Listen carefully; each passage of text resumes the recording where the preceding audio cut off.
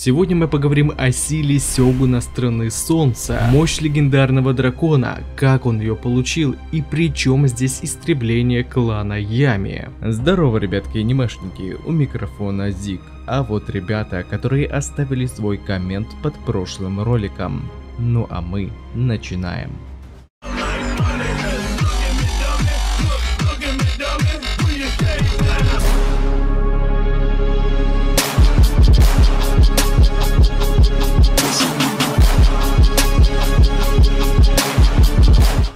Для начала, думаю, будет правильно напомнить вам историю с 342 главы о пятиглавом драконе, который свирепствовал в одной из провинций Страны Солнца задолго до развития первых нитей сюжета. Данная легенда является интерпретацией истории об острове Эносиме из реального мира, где как раз и фигурировали эти два персонажа: жестокий пятиглавый дракон по имени Гозурю и небесная дева Бензайтен. Страшное пятиглавое чудище, живущее под водой, терроризировало людские поселения, расположенные у побережья. Он сжигал рисовые поля, созидал цунами и наводнения. А еще, помимо разрушений, дракон не брезговал лакомиться самими людьми. Зачастую это были дети, из-за чего тогдашняя деревня под названием Косигоэ имела первоначальное сочетание канзи «ребенок, смерть, преодоление». Дракон бесчинствовал до того момента, пока на 13-м году правления императора Ким Мэй с небес не зашла богиня Бензайтен, которая настолько поразила олицетворение хаоса, что для того, чтобы понравиться богине, монстр стал наоборот защищать и помогать людям. Она же в свою очередь подняла с водных пучин остров, сделав для себя святилище. Впоследствии эту историю стали называть легендой создания острова Эносима. Но когда время пятиглавого дракона подошло к концу, жители воздвигли в его честь храм, после чего народ провозгласил монстра как бога дракона. То есть, по сути, люди клана Рюда могли быть теми самыми последователями бога дракона, ибо их семейная фамилия Рюда означает дракон или голова дракона. Такая же ситуация у нас и с кланом Ями, семейное имя которого обозначает тьму. Но в отличие от своего друга, Рю и его семья были просто последователями своего бога, без какого-либо уклона к подобию его силы. Однако, обладая информацией, которая доступна только клану Рюда, Руя для того, чтобы воплотить свою мечту в реальность, а именно создание страны, где все смогут жить в равноправии, без каких-либо неравенств в статусе, Рюда мог возжелать силы того самого бога дракона, о чем, собственно, и говорит нам его полученное аномальное всевидящее око. Ну а о том, как ему удалось заполучить столь невероятную силу, мы поговорим после минутки спонсора.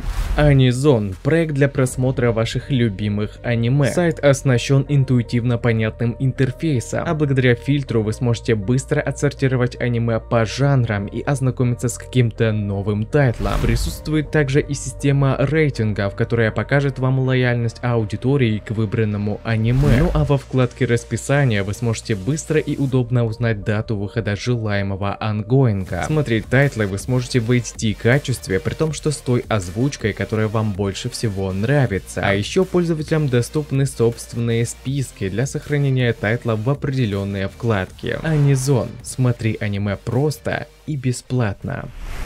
В японской культуре дракон считается символом хранителя благополучия и власти, могущества стихии и мудрости. Целеустремленному Рюда нужна была эта сила для достижения его великих целей, а почитаемое ими божество могло помочь ему с этим, ведь заключив с ним контракт, Рю и получил свой всевидящий глаз. Вот только вы, наверное, спросите, как он провернет эту сделку, если дракона уже давным-давно нет больше в мире людей? А я вам скажу, Рюда удастся с ним связаться с помощью врат Тори, которые нам показывали в 341 и 342 главе Черного Клевера. И угадайте, где они находятся? Правильно, именно там, где скончался пятиглавый дракон, прямиком в Черном море, которое было искажено его силой. Тори являются ритуальными вратами, разделяющие мир людей и духовный. В прошлом считалось, что людям нельзя проходить сквозь них по центру, ведь это был проход только для божеств в духовный мир. Люди же могли пройти сбоку. Юроку. Для того, чтобы открыть портал в мир духов, как раз и нужно было истребление клана Ями, которое стало подношением к ритуалу открытия врат. Вспомните, что богиня Бензайтен снизошла с небес на 13-м году правления императора Кимэй. И тут весь свой клан истребляет мальчик, которому как раз исполнилось 13 лет. И ведь произошло все это как раз у врат, находящихся у побережья. Как-то все слишком странно сложилось для простого стечения обстоятельств, не находите? Ну а уже после открытия врат, находясь на месте гибели дракона, Рюда заключает с ним контракт, где словно как Один, взамен на безграничные знания он жертвует своим правым глазом, замечу, отдает часть себя, внося свою плату за то, что ты хочешь получить, а не чью-то жизнь. Рю жертвует своей магией, взамен на которую заполучает всевидящее око, то есть таким образом можно будет объяснить отсутствие у него юроку, то бишь магии, а глаз он свой прикрывает потому, что скорее всего оно явно выглядит как что-то нечеловеческое. Напрашивается единственный вопрос: почему выразили именно клан Ями? Я тоже об этом думал, но к удивлению ответ оказался проще некуда. Это власть. Рю хотел создать страну, где все будут жить в мире, и для этого он естественно должен стоять во главе всего для контроля. Однако он не упоминал, какими именно методами он собирается воспользоваться. Да, клан Ями в свое время отслужил отличную службу, но времена меняются, бури утихают, и просто охранять провинцию, принадлежащую клану Рюда, им было постыдным, ибо находясь под контролем другого семейства, они не хотели мириться с их приказами, о чем непосредственно заявил отец Цукихира, глава клана Ями, говоря, что эта работа просто пустая трата крови их воинственного семейства. То есть в будущем киджины могли попытаться захватить провинцию под свой контроль, а уничтожив их, Рюда убил сразу двух зайцев, предотвратив мятеж и получив жертву для открытия врат в духовный мир. Однако я не думаю, что Рю получил только всевидящий глаз, ведь будь у него только это, он бы не смог тогда остановить двух невероятно сильных воинов, Асту и Ичику. В тот момент он вроде бы не использовал ки, ибо нам уже показывали, как выглядит человек во время концентрации жизненной энергии. У Рю не наблюдалось никакой ауры, Сёгун оказался как будто просто сверхсильным. Остается вопросом только то, как Рюда удалось убедить Ями истребить свой клан. Может, здесь сприяло его отвращение к тому, к чему стремится его семейство, а именно постоянным битвам и войнам. Или же Ями все же был под контролем дьявола Люцифугуса, ибо не зря Киджин из Канти означает человек-дьявол, то есть они по сути своей демонический клан. А ведь сами посудите, несмотря на все эти обвинения Ичики в сторону Ями, Рюда не подтверждает их, не опровергает, при этом все же называя Сукихира своим другом.